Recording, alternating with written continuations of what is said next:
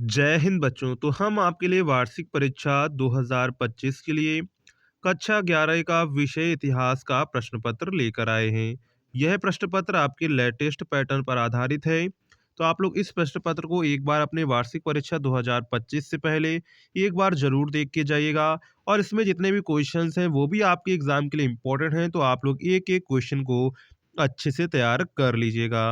और अगर आप चैनल पर पहली बार आए हैं तो चैनल को सब्सक्राइब और साथ में वीडियो को लाइक करना ना भूलिएगा, जिससे इंपॉर्टेंट अपडेट जो है आपको किसी भी सब्जेक्ट क्वेश्चन पेपर चाहिए हमारे चैनल पर अवेलेबल हो जाएंगे। तो आप चैनल को सब्सक्राइब, साथ में टेलीग्राम और व्हाट्सएप ग्रुप की लिंक आपको डिस्क्रिप्शन में मिल जाएगी, तो उसे आप जरूर ज्वाइन कर लीजिएगा।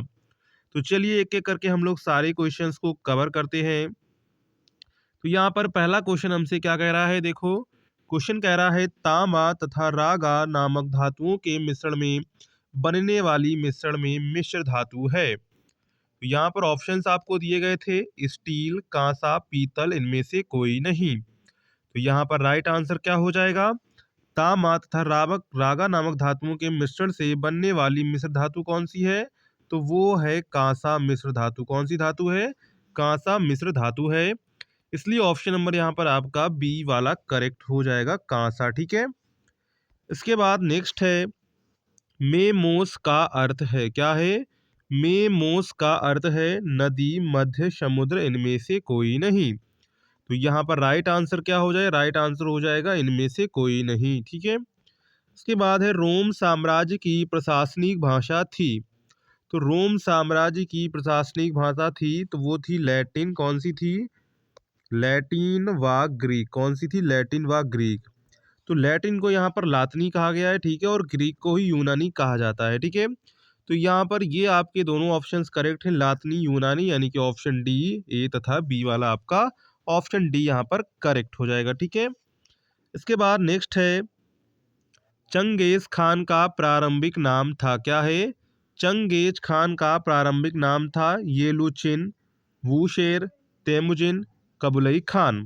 तो यहाँ पर राइट आंसर क्या हो जाएगा, चंगेज खान का प्रारंभिक नाम था, तो चंगेज खान का प्रारंभिक नाम था तेमुजिन। क्या था, तेमुजिन था। ठीक है। राइट आंसर यहाँ पर क्या हो जाएगा, राइट आंसर हो जाएगा ऑप्शन नंबर सी। ठीक है। इसके बाद है पोप कहाँ रहता था, क्या प्रश्न है, पोप कहाँ रहता था। तो पोप कहाँ रहता था, ऑप्शंस आपको दिए गए थे। ऑप्शंस, पहला ऑप्शन था लंदन में, रोम में, पेरिस में, काहिरा में। तो पोप कहाँ रहता था, जो पोप था वो रहता था रोम में। कहाँ रहता था, रोम में रहता था। ऑप्शन नंबर यहाँ पर आपका जो है बी वाला करेक्ट हो जाएगा, रोम। क्या हो जाएगा, रोम। ऑप्शन बी आपका यहाँ पर करेक्ट हो जाएगा। ठीक है। इसके बाद नेक्स्ट है कॉपरनिकस के सूर्य केंद्रित और सौरमंडलीय सिद्धांत को लोकप्रिय बनाया। तो कॉपरनिकस के सूर्य केंद्रित सौरमंडलीय सिद्धांत को किसने लोकप्रिय बनाया, जोहान्स गुटेनबर्ग, इरेस्मस, केपलर, पीटरबर्ग। तो यहाँ पर राइट आंसर क्या हो जाएगा, राइट आंसर हो जाएगा केपलर ने। किसने बनाया था, केपलर ने सिद्धांत को लोकप्रिय बनाया था। तो ऑप्शन यहाँ पर आपका जो है सी वाला करेक्ट हो जाएगा। ठीक है। इसके बाद नेक्स्ट है संयुक्त राज्य अमेरिका में गृह युद्ध किस दौरान हुआ था। ऑप्शंस दिए गए थे 1797 से 1815 ईस्वी के बीच, 1835 से 1853 के बीच, 1854 से 1859 के बीच, 1861 से 1865 के बीच। तो संयुक्त राज्य अमेरिका में गृह युद्ध किस दौरान हुआ था, तो ये हुआ था 1861 से लेकर 1865 के बीच। ठीक है। इसके बाद है रेनेसां का शाब्दिक अर्थ है। तो रेनेसां का शाब्दिक अर्थ है नगरीय संस्कृति, पुनर्जन्म, सामाजिक क्रांति, उपर्युक्त सभी। तो जो रेनेसां का शाब्दिक अर्थ है वो है पुनर्जन्म। क्या है, पुनर्जन्म है। ठीक है। तो ऑप्शन यहाँ पर आपका क्या करेक्ट हो जाएगा, तो ऑप्शन यहाँ पर आपका जो है बी वाला करेक्ट हो जाएगा, पुनर्जन्म। इसके बाद नेक्स्ट है चीन में राज्य क्रांति किस वर्ष हुई। तो चीन में राज्य क्रांति किस वर्ष हुई, ऑप्शंस आपको दिए गए थे 1899 में, 1909 में, 1921 में, 1911 में। तो चीन में राज्य क्रांति किस वर्ष हुई, तो चीन में राज्य क्रांति 1911 में हुई। कब हुई, 1911, यानी कि ऑप्शन नंबर आपका डी वाला यहाँ पर करेक्ट हो जाएगा। ठीक है। इसके बाद नेक्स्ट है महाप्रस्थान किसने किया? तो महाप्रस्थान किसने किया? ऑप्शंस दिए गए थे। साम्यवादियों ने, डॉक्टर सन्यास सेन ने, कॉन्ग यूवी ने, और इसके बाद है कुओमानिटांग दल ने। तो जो है महाप्रस्थान किसने किया था? तो महाप्रस्थान किया था साम्यवादियों ने। किसने किया था? साम्यवादियों ने जो है महाप्रस्थान किया था। यानी कि ऑप्शन यहाँ पर आपका क्या करेक्ट हो जाएगा? तो ऑप्शन यहाँ पर आपका ए वाला करेक्ट हो जाएगा, साम्यवादियों ने। इसके बाद आता है खंड खा, जिसमें हमको अति लघुत्तरीय प्रश्न दिए जाते हैं। क्या है? अति लघुत्तरीय प्रश्न दिए जाते हैं। तो पहला प्रश्न देखो यहाँ पर क्या कह रहा है, केपलर के प्रमुख कार्य लिखिए। तो केपलर ने जो है ग्रह के गति संबंधी प्रश्न, गति संबंधी नियम दिए थे, तो उनको आपको अच्छे से याद कर लेना है, ठीक है।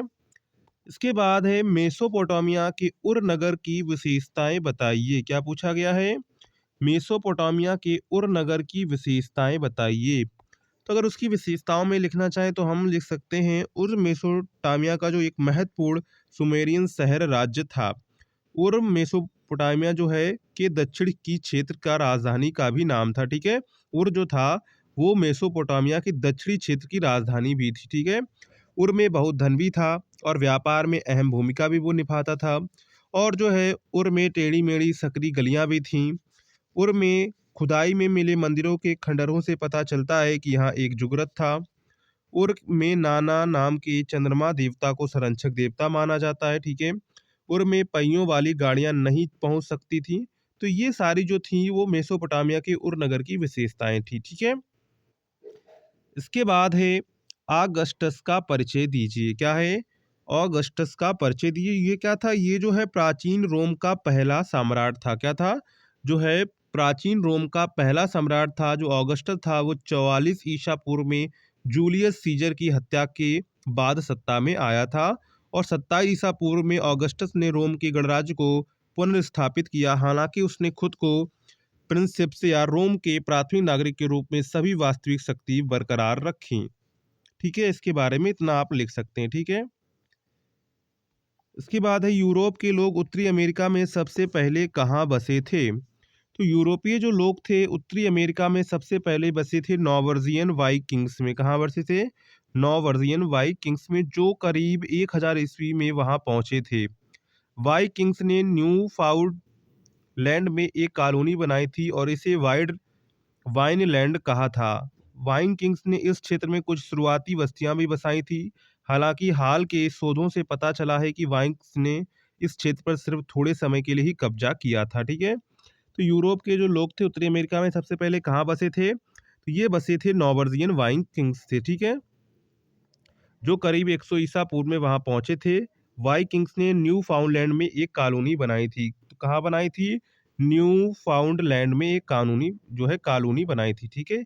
कॉलोनी किसे कहते हैं? तो कॉलोनी कहते हैं हम लोग जो बहुत सारे घर एक जगह बन जाते हैं, तो इसी को हम लोग एक को कॉलोनी का नाम देने लगते हैं। अब जैसे मान लीजिए उत्तरी अमेरिका के लोग कहीं जाकर रहें, जाके कुल सारे लोग अलग अलग घर बना के, तो यही एक कॉलोनी बन जाएगी। इसके बाद है जापान की 3 प्रमुख नदियां कौन सी हैं? तो जापान की अगर 3 प्रमुख नदियों की बात करें तो पहली मान लेंगे सिनानो नदी। कौन सी नदी? सिनानो नदी, ठीक है, ये हो जाएगी पहली नदी, ठीक है। ये होगी आपकी पहली नदी। दूसरी नदी की बात करें तो दूसरी नदी हम लिख सकते हैं टोन नदी। कौन सी नदी? टोन नदी, ठीक है। इसके बाद अगर तीसरी नदी की बात करें, तीसरी नदी हम लोग लिख सकते हैं योसनी। कौन सी? योसनी नदी लिख सकते हैं, ठीक है। ये 3 नदियों के नाम आप लिख सकते हैं। इसके बाद आता है खंडगा यानी कि लघु उत्तरीय प्रश्न। क्या आता है? खंडगा यानी कि लघु उत्तरीय प्रश्न।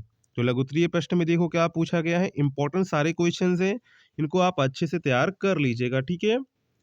मेसोपोटामिया के मंदिरों की प्रमुख विशेषताएं बताइए। रोम साम्राज्य का पतन किस प्रकार हुआ? चंगेज खान ने यह क्यों अनुभव किया कि मंगोल कबीलों की नवीन सामाजिक और सैनिक इकाइयों में विभक्त करने की आवश्यकता है? 19वां क्वेश्चन है मध्यकालीन यूरोप में पोप के महत्व पर प्रकाश डालिए।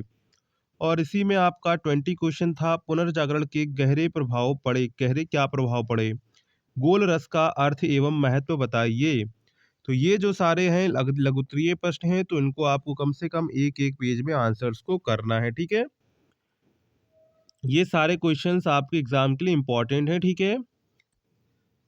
इसके बाद आता है आपका खंड घ यानी कि दीर्घ उत्तरीय प्रश्न। और अगर आपने अभी तक चैनल को सब्सक्राइब नहीं किया है, सब्सक्राइब का बटन दबा दीजिए और वीडियो को भी लाइक कर दीजिए, ठीक है?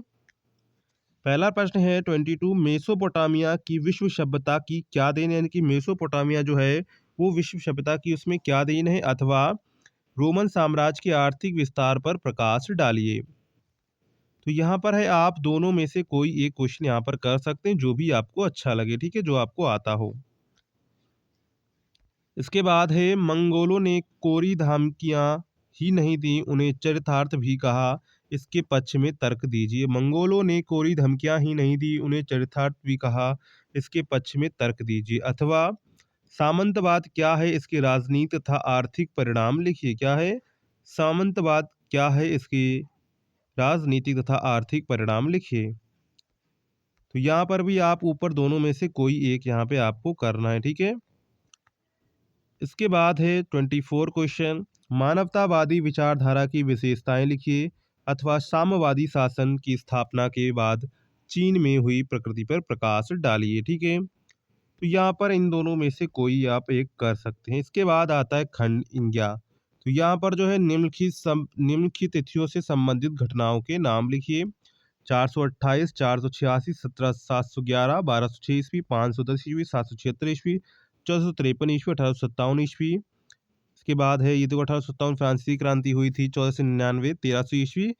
तो यहाँ पर जो है इस डेट को कौन कौन सी क्रांति या फिर इस तिथि ये तिथि क्यों इंपॉर्टेंट है वो सारी लिखनी है। तो इसके आंसर आप लोग कमेंट सेक्शन में बताएंगे, सीरियल से सभी के आंसर्स आपको बताने हैं, ठीक है। कमेंट सेक्शन जिसका सबसे पहले आंसर आएगा उसका हम कमेंट पिन कर देंगे, जिन बच्चों को समझ में नहीं आएगा नहीं तो हम आंसर्स को कमेंट में पिन कर देंगे, इन सभी के आंसर्स को सबसे पहले आप लोग तुरंत कमेंट करके इसके आंसर्स ढूंढेंगे, ठीक है। इसके बाद है वह स्थान जहाँ भारत की राजधानी, तो भारत की राजधानी दिल्ली में है। वह बात घटना जहाँ जलियांवाला बाग हत्याकांड हुआ था, तो ये अमृतसर में हुआ था, ठीक है। वह स्थान जहाँ सूर्य मंदिर है, सूर्य मंदिर कोणार्क में है, ठीक है। वह स्थान जहाँ महात्मा गांधी का जन्म हुआ था, तो ये तो सबको पता है, गुजरात में हुआ था, पोरबंदर में। वह स्थान जहाँ गंगा यमुना का संगम है, तो आपको पता है संगम कहाँ पर है गंगा यमुना का, इलाहाबाद में है। तो इन सबको किस चिन्ह द्वारा दर्शाना, इस चिन्ह द्वारा आपको दर्शाना, यहाँ पर चिन्ह भी दिया गया है, ठीक है। तो ये आपका क्लास 11 का हिस्ट्री का ईयरली क्वेश्चन पेपर हो जाता है, ठीक है। अगर आपको वीडियो पसंद आई हो तो वीडियो को लाइक करिएगा, शेयर करिएगा और चैनल को सब्सक्राइब करना ना भूलिएगा, जिससे इंपॉर्टेंट अपडेट जो है आपको टाइम टू टाइम मिलती रहे। तो चलिए मिलते हैं नेक्स्ट वीडियो में, तब तक के लिए जय हिंद बच्चों।